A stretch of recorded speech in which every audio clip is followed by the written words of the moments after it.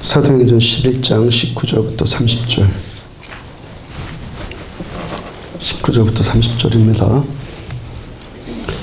그때 스데반의 일로 일어난 환란으로 말미암아 흩어진 자들이 베니게와 구브로와 안디옥까지 이르러 유대인에게만 말씀을 전하는데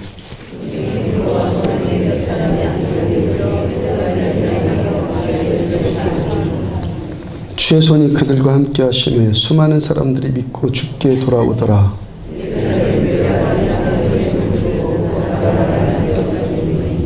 그가 이르러 하나님의 은혜를 보고 기뻐하여 모든 사람에게 굳건한 믿음으로 주와 함께 머물러 있으라 권하니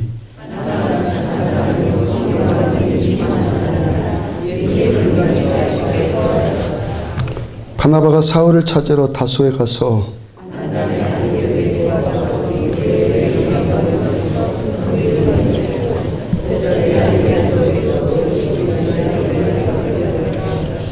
그때 선지자들이 예루살렘에서 안디옥에 이르니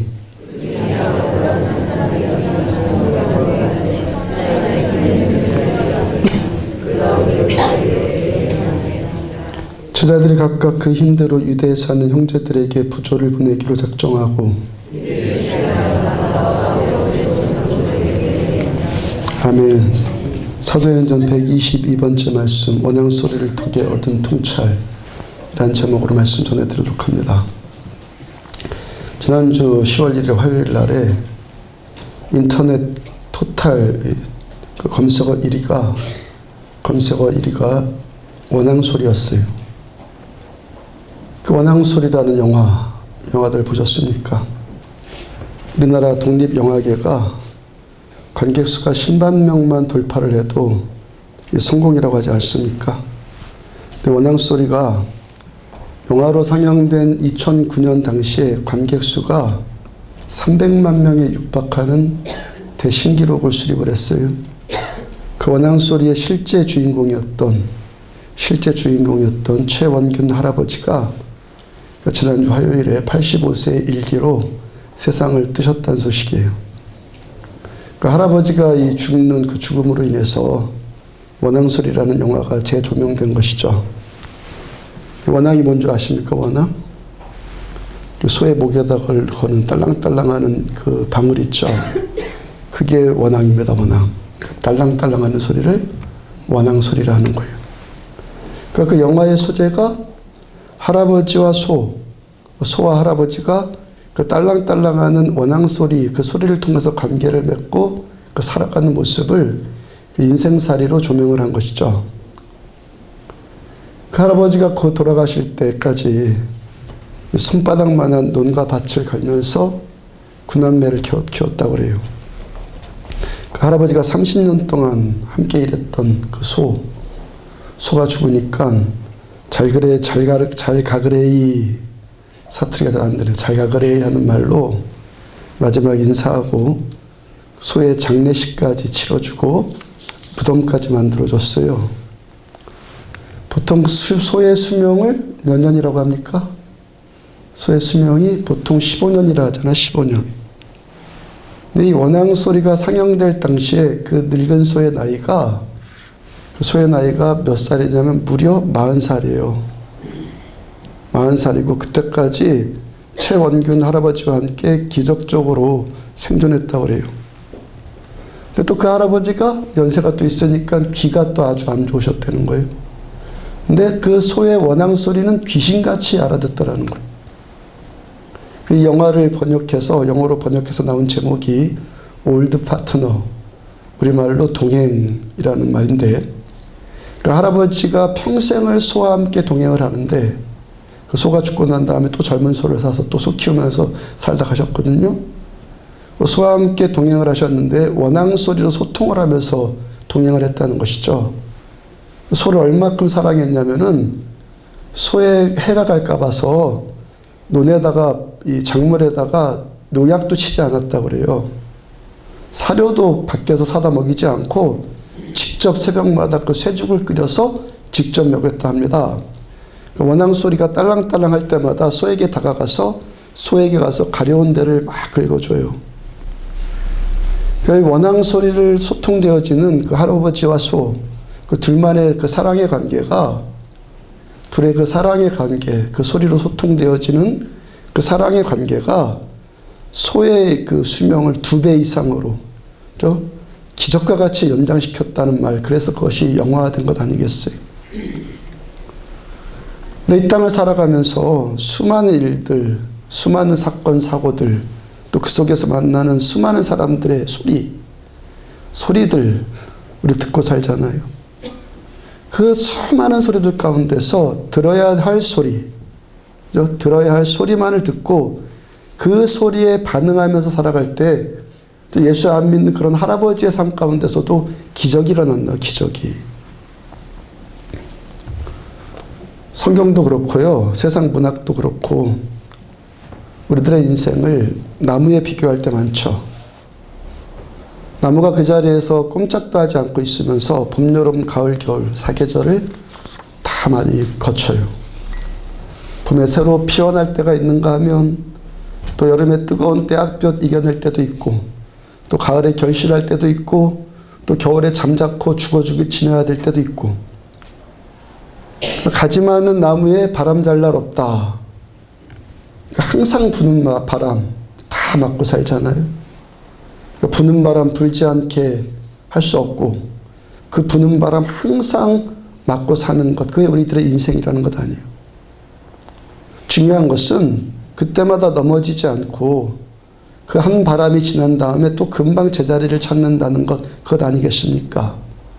우리가 성숙해진다는 것, 우리가 건강해진다는 것, 우리가 살아간다는 것, 그러한 바람 계속 불지라도 흔들리지 않는 인생, 점점 흔들리지 않는 인생이 되어간다는 것 아니겠어요? 저 요즘에 자전거를 종종 타요. 태권도 하기 힘드니까 그날 체력이 좀 괜찮을 때는 태권도를 하려고 하고 좀 피곤함이 느껴질 때는 자전거를 타면서 운동을 합니다. 태권도 1시간 하는 것과 자전거 1시간 하는 것이 운동량이 비교가 안 되죠. 제가 자전거를 가지고 산 타는 것도 아니고 주로 교회에서부터 경포까지 가서 경포호수 한 바퀴 돌고 그리고 다시 교회로 오면 그게 딱 1시간 걸려요. 그러니까 수월하죠. 그냥 스트레스 해소죠, 거의. 그러니까 자전거를 처음 시작할 때, 이 1시간 타는 것이 운동될까? 그런 생각이 들곤 했었는데, 근처 교회 먼저 자전거 타신 목사님께서 저에게 일러주신 말 때문에 위로가 되더라고요. 사람이 나이가 들면 들수록 신체적으로 잃어버리는 것 가운데 하나가 균형 감각이래요. 자전거가 주는 탁월함이 우리에게 균형 감각을 유지시켜 준다는 거예요. 두 발 자전거가 넘어지지 않도록 잘 달리는 것, 타는 사람이 중심을 잘 잡기 때문에 넘어지지 않고 가는 거죠. 중심 잘 잡으니까. 뭐라고요? 중심 잘 잡으니까 그 두 발로 잘 가잖아요. 흔들리지 않고. 그러니까 바람 잘 날 없는 우리들의 인생, 바람 불 때마다 이리 흔들리고 저리 흔들리고 하면 되겠습니까? 우리들의 인생은 중심 잡기의 싸움이라는 거예요. 균형 잡기에. 아멘. 분명한 중심이 있고 그 중심 놓치지 않는 우리들의 인생이 결국에 열매 맺는 건강하고도 성숙한 나무가 그 나무로 자라게 된다는 것이죠. 그 소와 평생을 동행했던 그 할아버지, 그 원앙소리의 그 할아버지도 어떻게 보면 소와 함께 살면서 소와 소통하면서 그분의 삶의 중심을 잡은 거죠. 소와 함께 그 균형을 잃지 않는 인생을 그분 살았다는 거예요. 지난주 2주에 걸쳐서 안디옥 교회에 관해서, 성경의 안디옥 교회요, 사도행전에 말씀 전해드렸어요. 안디옥 교회는 본질의 교회의 교회됨에 충실한 교회였어요. 교회의 본질이 뭐라고요? 계속 전해드리죠. 먼저 받고 주는 것, 은혜 받고 은혜 나누고, 복음 받고 복음 전하고, 전도 받고 전도하고, 예수 누리고 예수 말하고, 이게 교회의 본질이에요. 내가 먼저 예수님과 교제하는 천국을 누리고 그 천국이 필요한 또 다른 누군가에게 그 천국을 전해주는 것이 교회의 본질이고 신앙의 모든 것이에요. 안디옥 교회가 그 교회의 본질에 왜곡되지 않고 이 본질에 충성하니까 교회 당연히 부흥하죠. 21절을 보면은 주의 손이 그들과 함께 하심에 수많은 사람들이 믿고 주께 돌아오더라.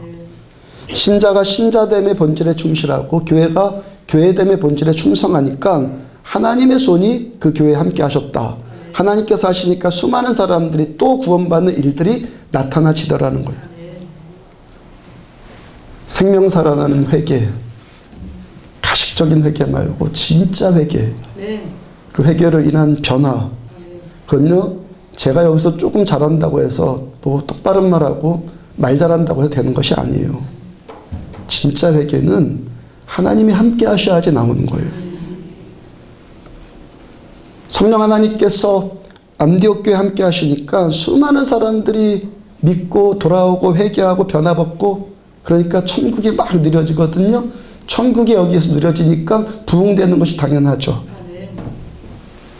그 안디옥 교회 부흥의 소식을 신약 교회의 그 최초의 교회였고 모 교회였던 예루살렘 교회가 들었어요. 그래서 안디옥 교회 담임 목사를 파송합니다. 그가 바나바였어요. 바나바 사도행전 5장에서 자세히 봤죠. 바나바가 가서 헌신을 하니까 더 부흥을 합니다. 안디옥 교회가. 바나바가 계속 몰려 들어오는 성도들로 인해서 야 내가 역부족이다. 나 혼자 이 교회를 감당하기가 힘이 들다. 그렇게 생각한 사람이 바울이에요. 그때 바울 뭐하고 있었습니까? 자기 고향 다소에서 지금 13년째 직거 생활을 해요. 13년째. 바나바가 유비가 뭐 제갈량을 찾아가서 삼고초려까지 그 정도는 아닐지라도 안디옥에서 이 바울의 고향, 사울의 고향 그 다소까지 175km가 떨어졌거든요. 그 다소까지 바울을 직접 찾아가는 정중함을 보인다고요. 그 내용이 25절, 26절 이 말씀이죠. 바나바가 사울을 찾으러 다소에 가서 만남에 안디옥에 데리고 와서 둘이 교회에 1년간 모여있어 큰 무리를 가르쳤고, 바울의 입장에서는 13년 만에 외출이에요.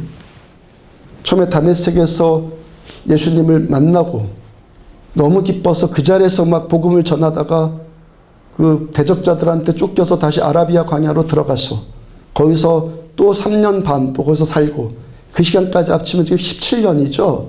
17년을 지금 직거 생활을 해요. 바울이 바나바에게 안디옥 교회 가서 공동목회를 같이 합시다라는 제안을 받고 이제 17년 만에 그 사역에 첫 발을 내딛는데 그분 얼마나 감개무량하고 많은 생각이 떠올랐겠어요. 사울의 고향 다소에서 안디옥까지 175km가 떨어졌다 했습니다. 그때 당시 대부분의 교통수단이 도보였어요. 걷는 것. 뭐 선박을 이용하거나 뭐 말이나 마차를 이용하는 경우도 있었겠지만 대다수 사람들의 교통수단이 요즘에 뚜벅이라고 하더라고요. 차 없는 사람 보고. 걸어서 가는 거예요. 뚜벅이처럼. 지난번에 베드로가 고넬료를 찾아가는 것도 도보로 가지 않았어요. 바울도 17년 동안 뭐 특별한 일을 하지 않고, 나쁘게 말하면 백수를 17년 백수 동안 백수한 것 아니에요. 그 젊은 사람이 17년 동안 그러고 초야에 묻혀 살았는데 뭐 배를 타거나 마차를 타거나 할 만큼 뭐 풍족한 생활을 했겠습니까? 그렇게 해서 다소에서부터 안디옥까지 둘이 육로로 걸어가는데 그 여정 가운데 아마누스 산맥이라는 그 산맥이 가로질러 있어요. 지금도 뭐 그때나 지금이나 산맥은 똑같으니까 이게 얼마나 가파르고 험한지 산맥 중턱쯤만 가도 이미 구름이 깔려 있어요. 높은 산에 가면은 중턱에 그 구름이 깔려 있죠. 안개가. 그러니까 버스로 올라가도 그 터질 듯한 엔진 소리 때문에 숨이 차서 차가 헉헉거리는 것 같다는 그런 느낌이 든다 해요. 그 험한 길을 지금 바울과 바나바가 넘어가고 있어요. 길은 험한데 그 발걸음은 얼마나 지금 경쾌하겠냐는 거예요. 그리고 바울이 지금 아마누스 산맥을 넘는 것이 지금 초행길이 아니에요. 다소, 사울의 고향 다소에서 예루살렘으로 가는 길도 거기도 그 산맥을 넘어야 돼요. 그러니까 바울이 지금으로부터 20년 전에 그 젊은 자가 청혼의 꿈을 안고 예루살렘으로 뭐하러 간 거예요? 유학 간 거거든요. 유학. 지금도 세계 곳곳에 그리스도인들이 예루살렘 성지 순례를 동경하잖아요. 유대인들에게 있어서 그들의 성지인 예루살렘에 가고 거기서 경건 훈련까지 받을 수 있다는 것은 행운 중에 행운이에요. 근데 바울이 지금 예루살렘에 그때 간 것은 그 정도 목적이 아니었단 말이죠. 거기 가서 출세하자. 가말리엘이라는 대스승 밑으로 들어가서 유대교에 내가 큰 지도자가 되겠다라는 그 야망을 갖고 갔어요. 야심을 품고. 자기의 그 큰 꿈을 이루기 위해서 아마누스 산맥을 넘는, 지금으로부터 20년 전에 약관의 20대 청년 바울, 그 바울의 발걸음 또 상상해 보세요. 얼마나 또 보무당당했겠어요. 그러다가 4년 만에 어떻게 됩니까? 다시 아마누스 산맥, 처음 예루살렘 갈 때 넘어가고 다시 일로 넘어왔죠. 두 번째 넘어서 다소로 지금 낙향을 한 거예요. 4년 만에. 유대교의 큰 지도자가 되겠다는 꿈을 안고 처음에 그 산맥을 넘어갔어요. 4년 만에 그 꿈이 물거품이 되었고 아무것도 이루지 못한 빈손을 가지고 고향 다소로 낙향을 했다고요. 물론 낙향할 때 좌절과 절망을 가지고 낙향한 것 아니에요. 그 4년 동안 유대교의 지도자가 되겠다는 꿈은 이루지 못했지만 이제 바울의 가슴 안에 누가 계세요? 누구 만나고 돌아왔어요? 예수님 만나고. 앞으로의 자기 인생이 어떻게 될지 아무것도 모르고 자기도 모르고 남도 모르고 아무것도 모르는데 분명한 사실이 뭐예요? 사도 바울 안에 예수님이 오셨다는 거예요. 그래서 13년이 흘렀어요. 그래서 다시 바울이 예루살렘 갔다가 넘어왔다가 다시 이제는 안디옥으로 넘어가니까 몇 번째 넘어가는 거예요? 세 번째. 지금 그 중심이, 지금 넘어가는 이 중심은 뭐예요? 20년 전에는 내가 이스라엘의 지도자가 되리라, 유대교의 지도가 되리라, 대야망을 갖고 갔는데 지금 중심은 뭐예요? 자기 야망, 자기 꿈, 자기 포부, 그런 건 아니죠. 이제 누가 중심되었어요? 어떻게 균형을 잘 잡는다고요? 누가 중심되었다고요? 예수님이 중심되어서 아마누스 산맥을 건너죠. 20년 전에는 자기가 중심이었는데 이제는 예수님이 중심이 되어서 넘어가요. 그 아마누스 산맥이 17년 지난이나 지금이나 변함없이 그대로예요. 2000년 지나 지금도 그대로죠. 뭐 아스팔트나 깔았는지 모르겠는데. 아무도 변하지 않는, 하나도 변하지 않는 똑같은 산맥. 아무것도 바뀌지 않는 똑같은 산맥을 지금 세 번째, 20년에 걸쳐서 세 번째 넘어가고 있는데 이제는 누가 바뀐 거예요? 우리들의 인생이 이렇다는 거예요. 참으로 건강한 인생은 이러하다는 거예요. 우리들의 인생이요, 바람 잘 날 없는 나무 같은 인생이에요. 바람이 바뀌는 것 아니란 말이에요. 바람이. 산맥이 바뀌는 게 아니에요. 환경이나 어떤 사람이 바뀌는 것이 아니고 바람은 그대로인데 내가 바뀌는 거예요. 17년 전 그 산맥 그대로인데 20년 전 이제는 내가 바뀐 거예요. 아마누스 산맥 20년 전에 넘을 때 그 인생의 중심은 자기였어요. 자기 욕망, 자기 출세 욕구, 그런 야망들, 꿈들, 그것이었는데 이제 다시 20년이 지나서 그 산맥 다시 넘을 때는 예수님이 바울의 중심이에요. 17년 전에는 자기가 자기 인생의 균형 잡으려고 했고 이제는 바울이 인생의 중심이 예수님이 되셔서 예수님에 의해서 사도 바울의 중심이 지금 잡혀가고 있단 말이에요.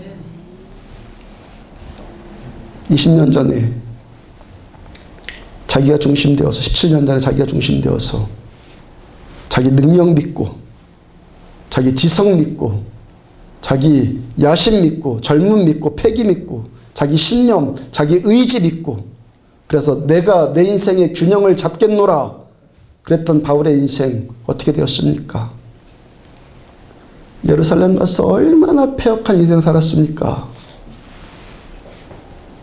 자기가 중심되는 인생 사니까 남을 해치는 인생밖에 못 살아요. 내가 출세해야 되니까. 내가 올라서야 되니까 남 밟는 거죠. 바울이 스데반 집사를 비롯해서 무수한 그리스도인들을 짓밟아요.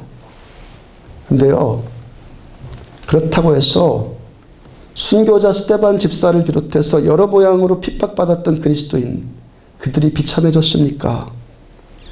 그저 그들은 잠시 핍박받은 거예요. 잠시 미움받았고, 잠시 외로웠고, 잠시 고생한 것 뿐이에요. 그리고 하나님 앞에 선 그들의 인생이 영원토록 존귀해지죠.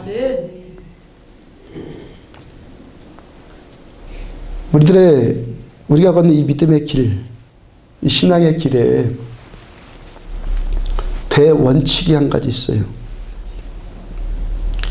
우리가 은혜 받고, 그래서 내가 주님을 더 깊이 알아가면 알아갈수록 주님과 이 현실적으로 교제하는 것이 더 깊어지면 깊어질수록 핍박받는 일이 나타나진다는 거예요. 어제 서울신학대학교 교수님 한 분 만났어요. 우리 3년 전에 우리 교회 와서 주일날 말씀 전한 적도 있으셨고, 또 후배들에게 영적으로 존경받는 교수님들이 몇 % 안 되는데 이분은 영적으로 존경받는 교수님이에요. 이쪽에 잠깐 쉬러 오신 건데 저에게 기도에 관한 어떤 일들, 그런 나눌 일이 있어서 저와 만남을 요청하셨고, 이 얘기 저에게 하는 것 가운데 이런 말씀을 나눴어요.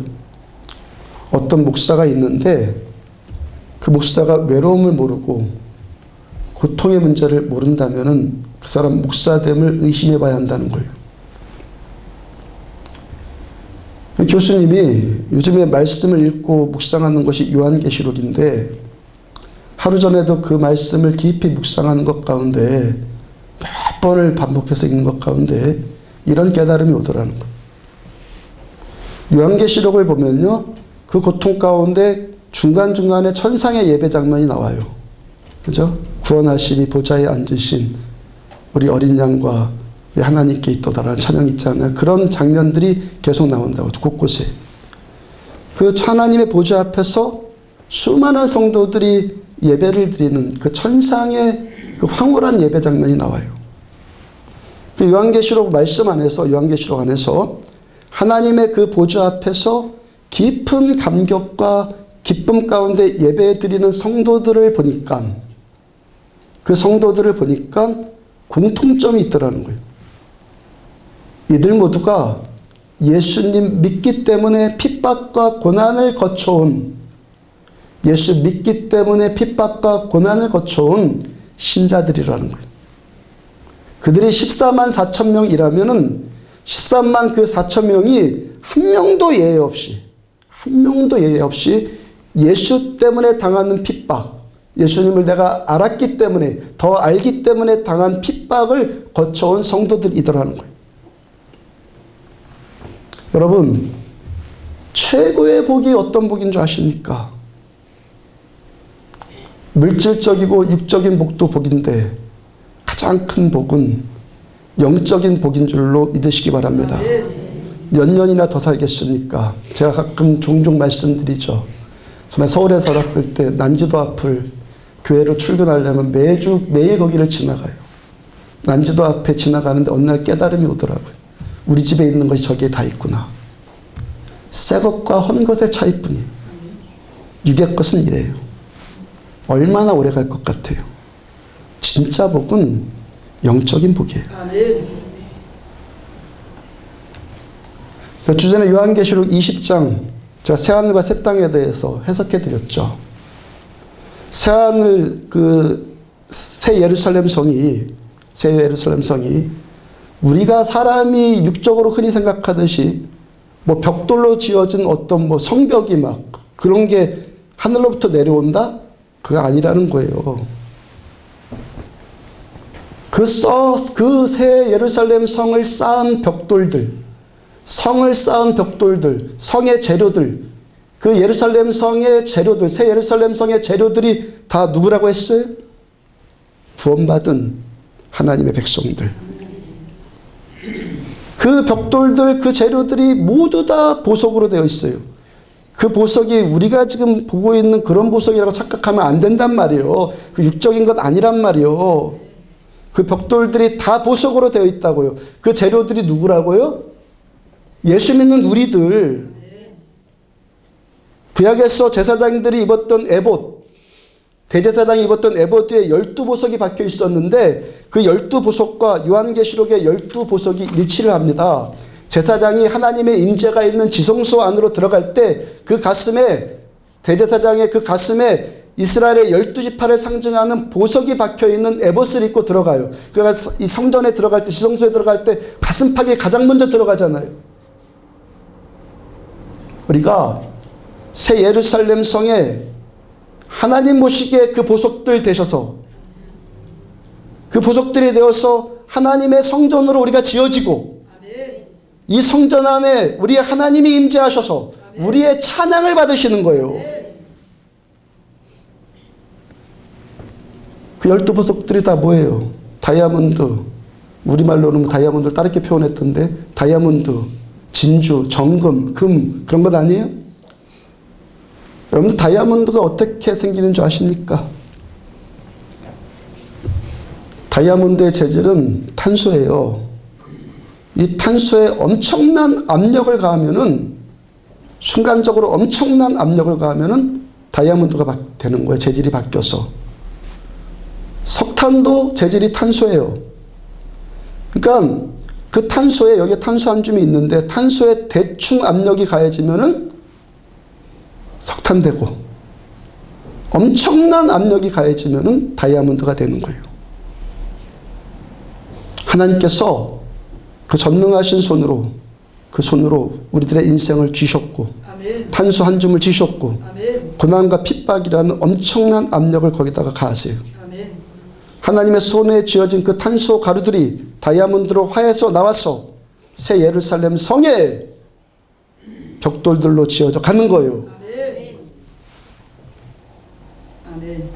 진주도 마찬가지 아니? 조개 안에 들어간 이물질이 조갯살을 막 베고 찌르니까 그 고통 때문에 생긴 분비물이 보석 진주 아니에요. 금, 순금은 또 어떻게 나와요? 수천도의 불로 녹이고 또 녹이는 과정을 통해서 정금이 나오죠.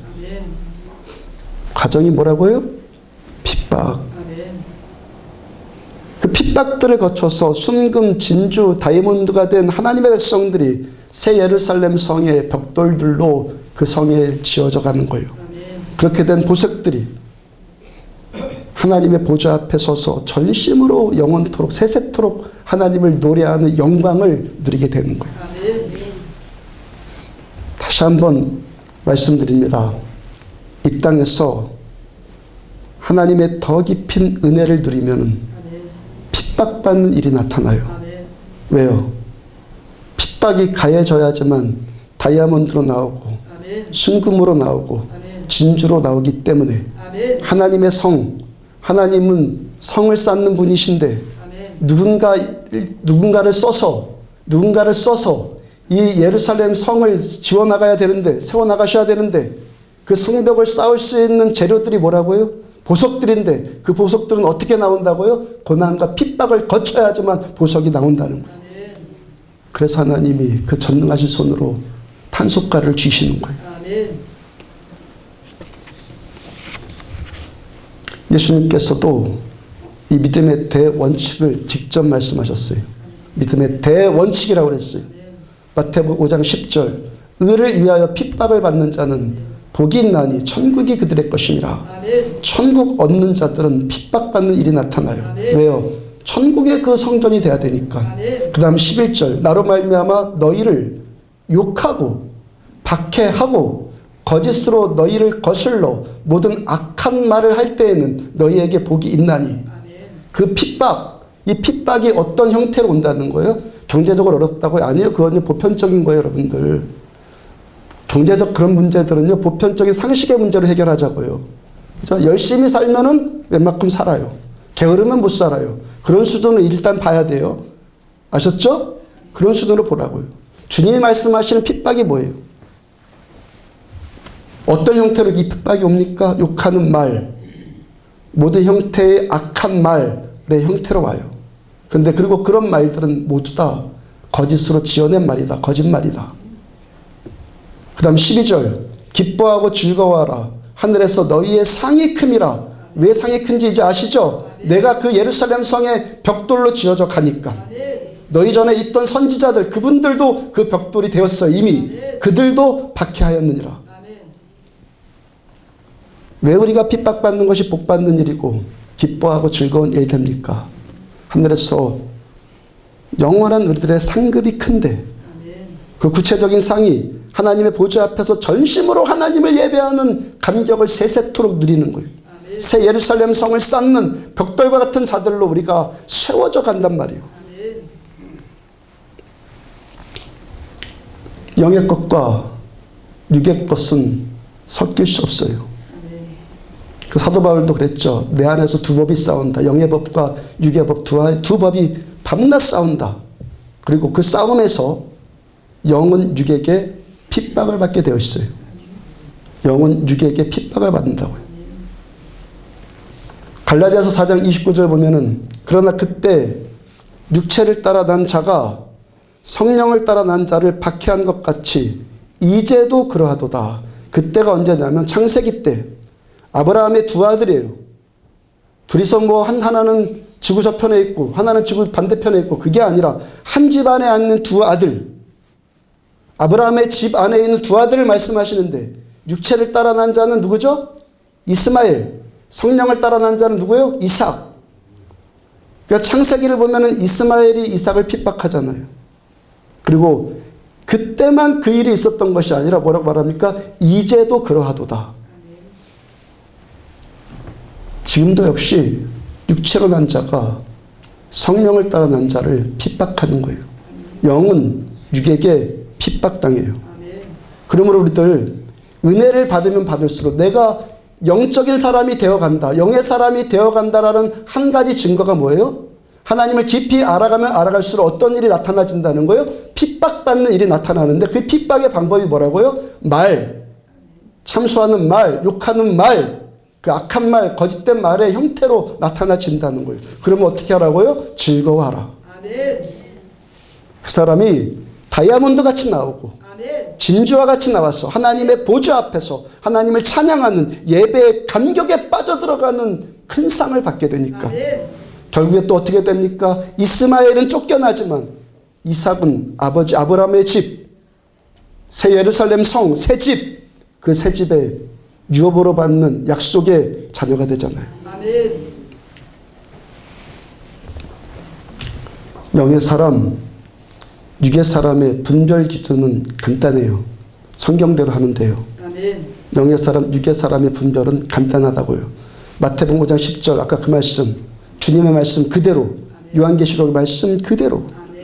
육은 핍박하고 영은 핍박당해요. 육은 악한 말을 하고 영은 그 말에 당해요. 육은 거짓말을 하고 영은 거짓말에 당하는 거예요.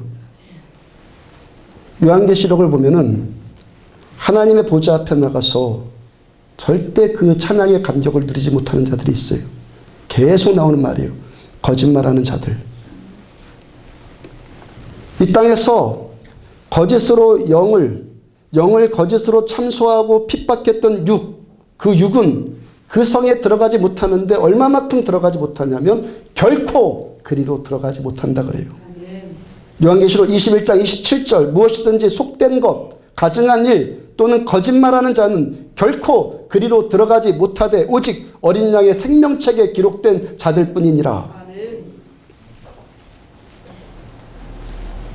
육을 갖고는 못 들어간다고요. 어제 교수님과 이야기 나누면서 또 이런 우스갯소리를 했어요. 지각 있는 목사님들은 제가 지각 있다는 말 아니에요. 하여튼 이런 이야기들 종종 해요. 제 프리셉트 성경 공부 인도한다가 종종 하는 말이 있어요. 이 땅에서 교회 다니던 어떤 사람이 죽어서 눈을 떴는데 처음 나오는 소리가 어느 날 프리셉트 강의하다가 이 이야기가 나오더라고요. 죽어서 눈 떴는데 처음 나온 소리가 그 나쁜 놈, 그때 나에게 똑바로 가르쳐 줄 거지. 그 나쁜 놈, 그때 나에게 똑바로 말해 주었으면 내가 지금 이 불구덩이 지옥 고통 당하지 않을 텐데. 이 말 할 자들이 아마도 이 땅의 교회 신자들 가운데 너무 많다는 거예요. 전 여러분들에게 똑바로 말해드렸어요. 육은 못 들어가요. 육의 성품은 못 들어간다고요. 제가 바라는 것은 저 여러분들 모두가 점점 영이 이기는, 영이 득세하는 영의 사람들 되어서 그날에 하나님의 보좌 앞에서 전심으로 하나님을 예배하는 자들이 되자. 그리고 우리 안에 사도 바울의 고백처럼 영과 육이 같이 공존해요. 성령 충만해진다는 것은 점점 영이 득세하는 것이죠. 그리고 우리가 이 육의 사람에서 영의 사람이 되는 방법은 한 가지밖에 없어요. 한 가지밖에 없다고요. 전심으로 회개해서 예수님의 십자가의 피로 씻김받고 용서받고 그러한 육의 삶에서 돌이키는 것밖에, 그 방법밖에 없어요. 저 여러분들에게 똑바로 가르쳐 드렸어요. 야고보서 4장 14절 보면은 내일 일을 너희가 알지 못하는도다. 너희 생명이 무엇이냐? 너희는 잠깐 보이다가 없어지는 안개니라. 우리들의 육의 생명 뭐라고 합니까? 잠깐 보이다가 없어지는 안개 같다. 육체에 붙들려서 육체이라는 것이 당장은 득세하는 것 같아요. 육은 영을 핍박하니까 당장 득세하는 것 같고 이기는 것 같은데 그러한 육체의 것들은 안개같이 다 지나가는 것뿐일 거라는 거예요. 바울께서 17년 전에 오직 자기 육체에 붙들려 생겼던 일, 고작 무슨 일 했습니까? 종교의 이름으로 영의 사람들을 핍박하는 것, 그것밖에 안 했어요. 그렇다고 해서 그 일이 성공한 인생이었습니까? 바울에 의해서 핍박당한 그 사람들 오히려 뭐가 됐어요? 보석과 같이 나와서 새 예루살렘 성의 벽돌이 되는 위대한 축복을 누려요. 다른 사람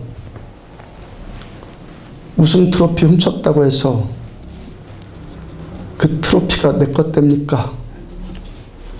다른 사람 금메달 훔쳤다고 해서 그 금메달이 내 것 됩니까? 고철값밖에 더 나옵니까? 내가 고생하고 내가 노력해서 얻은 것만이 진짜 금메달이요. 성경은 우리가 걸어간 이 길을 경주하는 자의 길과 같다 그랬어요. 꼬린 지점을 향해서 끝까지 달리는 자가 결국 우승 트로피를 얻어요. 마라톤 선수들이 중간 이상 달리다 보면 죽고 싶은 절망감 느낀대잖아요. 결국에 그 절망감 극복하고 끝까지 달린 사람이 꼬린 지점에 들어가는 거예요. 우리가 이 길 걸어가면서 수많은 모순들, 부당함의 고통들 겪게 되어 있어요. 그 말들, 예수님 말했던 그런 핍박의 말들, 우리가 끝까지 그렇지만 내 믿음 잃지 않고 지켜 달려갈 때 하나님의 보좌 앞에 세워지는 상상할 수 없는 큰 복을 누리는 거예요. 그렇지만 그 길을 통과해 나가는 이 과정들, 불 속에서 재련되는 금과 같은 과정을 겪게 된다는 거예요. 근데 세 번째, 아마누스 산맥을 넘고 있는 바울의 이 발걸음, 지금의 주인공은 자기가 아니라 예수님이에요. 예수님이 중심이고 예수님이 바울의 인생의 균형을 예수님이 잡아줘요. 이제부터 바울은 앞으로 또 여러 번 선교여행하면서 아마누스 산맥을 넘게 될 거예요. 물론 예수님께 붙들려가는 바울의 인생, 앞으로도 험난한 시간들 기다려 있어요. 욕먹는 것 부지기수이고 생명의 위협을 받는 매맞는 일 당하고 결국에 참수형 당하는 인생이 돼요. 그리고 그 모든 일들이 뭐라는 거예요? 영혼에 투자하는 보석과 같이 재련되어지는 과정이라는 거예요. 그 발걸음을 통해서 소아시아 땅에 천국이 맺고 그 발걸음을 통해서 유럽, 아프리카, 로마 제국에 하나님의 뜻이 땅에서도 풀어지는 역사가 나타났고 바울의 그 이 발걸음을 통해서 2000년이 지난 지금 우리 여기에게도 우리도 천국을 소망하는 전하는 축복을 우리도 누리잖아요. 그 인생의 중심이 자기가 되는 거 포기하고 예수님께서 그 중심 잡아주니까 주님과 더불어서 영원한 승리자가 되더라는 거예요. 사도 바울과 같이 그 영의 사람들, 하나님의 백성들의 원앙 소리가 뭐겠습니까? 우리의 원앙 소리는 뭐죠? 하나님의 말씀. 그 기막혔던 할아버지가 원앙 소리만 들리면은 금방 소에게 반응했대잖아요. 우리들의 믿음의 삶이 이거라는 거예요. 수많은 소리들이 있는데 그 소리들 가운데 다 반응하는 것이 아니라 하나님의 말씀에만 반응할 때 그 말씀이 내 삶의 중심이 되고 그 말씀이 우리들의 인생의 균형을 잡아주는 거예요. 영의 사람은 누굽니까? 하나님의 말씀만 듣고 사는 사람. 그거 당연한 것 아닌가요? 매일 그거 가르침 받잖아요. 말은 아주 당연한데요. 항상 듣는 말씀인데 이 말의 내용은 그리 간단하지 않더라고요. 최근에 우리 교회 신자는 아닌데 두 분이 수예배 드린 적이 있었어요. 수예배 드린 그 다음날 그분들 또 만나게 되었는데 한 사람은 어제 말씀에 큰 은혜 받았다고 하고 또 한 사람은 별로였다고 그래요. 말이 좋아서 별로 지겨웠다는 얘기겠죠. 그러니까 은혜 받은 분이 그 별로였던 분에게 이렇게 말해줬어요. 당신은 오늘 목사님이 어떤 설교를 하는가를 보러 왔고, 그러니까 당신은 예배를 보러 왔고, 나는 오늘 나에게 말씀하시는 하나님의 말씀을 들으러 왔기 때문입니다. 이 차이예요. 어떤 사람은 그저 편안한 마음으로 교훈되니까 들어봐야 뭐 나쁠 것 없으면 좋은 소리만 하니까 그래서 좋은 설교 들으려고 하는 사람이 있고 어떤 사람은 정말 간절한 심령 되어서 지금 나에게 하나님이 무슨 말씀을 주시는가 그 말씀 들으려고 하는 사람이 있다는 거예요. 비슷한 이야기 또 있어요. 어떤 성도가 어떤 문제에 있어서 그 문제를 향한 하나님의 말씀 듣고 싶어서 어떤 교회에 처음 갔어요. 그 교회 처음 갔는데 처음 간 날 큰 은혜 받았습니다. 그 다음 주에 또 나가면서 지난주 이만큼 은혜 받았으니까 오늘은 더 큰 은혜 받겠지 하고 기대했는데 이번 주는 영 또 아니거든요. 그 목사님께 자신의 그 심정을 밝혔더니 목사님이 이렇게 대답해 주셨어요. 당신은 지난주에는 당신 하나님의 말씀을 들으러 오신 것이고 오늘은 좋은 설교 들으러 왔기 때문입니다. 지난주 심야 예배 때 마태복음 14장을 나눴어요. 제자들이 갈릴리 호수 건너다가 바람이 거슬러서 큰 고생한 이야기. 그 말씀의 핵심 구절은 22절 말씀이에요. 예수께서 즉시 제자들을 재촉하사 자기가 무리를 보내는 동안에 배를 타고 앞서 건너편으로 가게 하시고 예수께서가 핵심이에요. 예수께서 제자들을 재촉하셨고 예수께서 제자들에게 배를 타게 하셨고 예수께서 제자들에게 건너편으로 건너가게 하셨어요. 그 다음에 예수님께서는 날이 저물 때까지 그 다음에 뭐 하셨냐면 혼자 산에 올라가셔서 기도를 하시는데 언제까지 하냐면 저물 때까지 기도하세요. 날 저물 때까지 일부러 기다리면서 그 시간 채워질 때까지 기도하셨다는 거예요. 일부러 제자들을 재촉하셨고 일부러 배를 태웠고 일부러 보내셨고 제 예수님은 일부러 날이 저물 때까지 그냥 기다리고 계신 거예요. 그 사이에 제자들이 호수 건너다가 역풍 만나서 고난을 겪죠. 가지 많은 나무에 바람 잘 날 없다고 예수님이 지금 겪게 하신 이 바람 어떤 바람이라는 거예요? 우리들의 인생의 바람. 매일 겪는 바람. 인생의 바다를 건너고 있는 우리들에게 항상 있는 것. 자연스럽게 있는 것. 하나님의 계획 안에 있는 바람. 근데 제자들이 탄 그 배가 바람 때문에 배의 중심을 잃어버려요. 균형을 잃어버렸어요. 고난당하고 어쩔 줄 모르고 막 우왕좌왕합니다. 바람 불면 처음에 이렇게 되죠. 바람이 불면 우왕좌왕하게 되잖아요. 이리 흔들리고 저리 흔들리고. 이럴 때 영의 사람, 육의 사람이 어떻게 갈라진다는 거예요. 거센 바람 소리만 있는 것 같고 파도 소리만 있는 것 같은 그 속에서도 원앙 소리 같은 주님의 세미한 음성을 듣는 사람이 영의 사람이에요. 처음에 예수님이 바다 위로 걸어오시니까 제자들이 야 유령인가 보다. 그리고 더 놀라고 들레고 무서워합니다. 여러분 유령이 어떤 존재예요? 유령이 뭐예요? 어떤 문제가 생겼을 때 그 문제에 자기 생각이 들어가고 자기 상상이 들어가면 그게 유령되잖아요. 문제가 생기니까 내가 중심이 되어서 내가 생각해보고 내가 상상해보고 내 감정이 거기에 개입되고, 그러니까 그 문제가 내 안에서 막 유령처럼 부풀려져 가고 나를 더 두렵게 만드는 거예요. 다른 사람이 나에 대해서 말한 것도 똑같아요. 어떤 사람이 상상해서 하는 지어낸 말들, 그것들이 유령처럼 부풀려 갖고 막 나를 공격하는 거, 무섭게 하고. 오직 주의 말씀, 이 말씀만 우리들의 중심이죠. 이 말씀이 내 인생 균형 잡아주는 거예요. 마태복음 14장 27절, 예수께서 즉시 이르시되 말씀하시되 안심하라, 나니 두려워하지 말아라. 그 바람 속에서 그 바람 소리 다 듣지 않고 안심하라, 나니 두려워해라, 두려워하지 말아라, 주님의 말씀 들으니까 평강이 오잖아요. 그 다음 29절, 베드로가 오라 오라 하시는 주님의 말씀 들으니까 베드로도 주님과 같이 물 위를 걷는 인생 되잖아요. 세찬 바람 소리로 시끄럽고 혼란스러울지라도 거기서 들려오는 주님의 그 한 목소리, 주님만의 그 목소리, 그 원앙소리 같은 주님의 말씀 들으니까 나도 물 위를 걷는 기적과 같은 인생을 살게 되더라는 거예요. 그 다음 30절, 바람을 보고 무서워 빠져갔는지라 소리질러 이르되 주여 나를 구원하소서.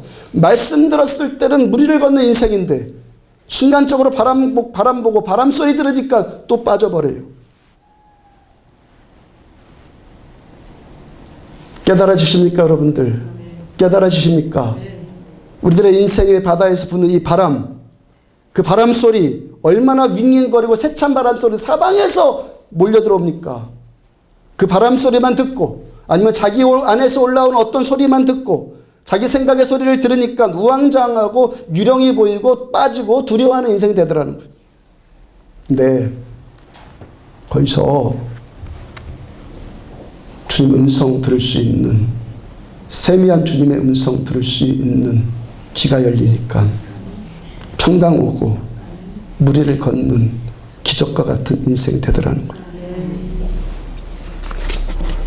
영의 사람은 그 음성 듣고 다시 중심 잡고 평강을 찾고 무리를 걷게 돼요. 영의 사람이요. 이 시간 듣는 이 설교 시간 어떤 시간이라는 거예요?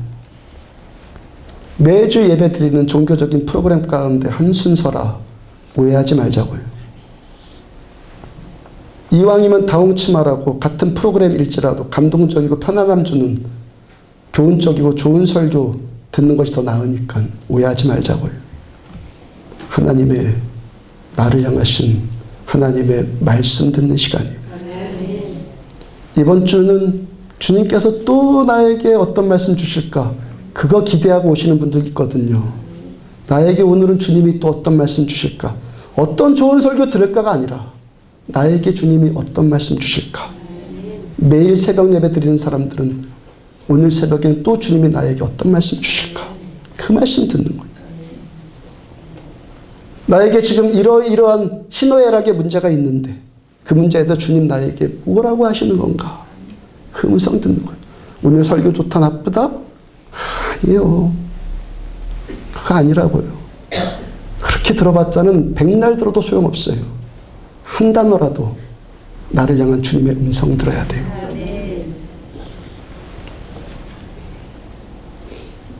우리가 함께 산다는 것, 어제 했던 대화 다르고 오늘 할 대화 내용 다르고 내일 또 주고받을 말들 다 다르잖아요. 주님과 우리의 관계 똑같아요. 주님과 나와의 관계거든요. 옛날에 학습받았던 것을 오늘 또 울거먹습니까? 대화 나누는데. 오늘 나에게 필요한 말씀은 오늘 또다시 듣는 거예요. 주님께서 베드로 사도에게 처음에는 안심하라, 나니 두려워하지 말아라. 그 다음에 또 무슨 말씀하셨어요? 와라. 상황이 바뀌니까 그 상황에 맞는 말씀이 또 주시잖아요. 그 다음에 또 뭐라 말씀하십니까? 믿음이 작은 자여 왜 두려워하느냐. 책망의 말씀 또 하시잖아요. 때마다 다 달라요. 지금 이 순간 오늘 여기에 나에게 필요한 내 상황, 내 감정에 맞는 하나님의 말씀이 있단 말이에요. 그 말씀 듣는 것이 이 시간이에요. 그저 나와 상관없는 좋은 교훈적인 그런 설교 한 편 들으니까 그 삶이 변화될 수가 없죠. 말씀 따로 삶 따로 그렇게 되죠. 근데 지금 이 말씀이 나를 향한 하나님, 저 말씀 그래. 하나님 감사해요. 나한테 이 말씀 주셨어요. 그 말씀 붙들고 살죠. 내 삶의 주관자시고 우주 만물의 창조자시고 전능하신 내 주님이 나에게 주신 말씀인데 그 말씀 내팽겨 쳐버리고 대충 살겠습니까? 이렇게 사는 것이 믿음이에요. 수많은 소리들 돌아다니는데 거기서 주님의 음성 들을 수 있는 그게 믿음.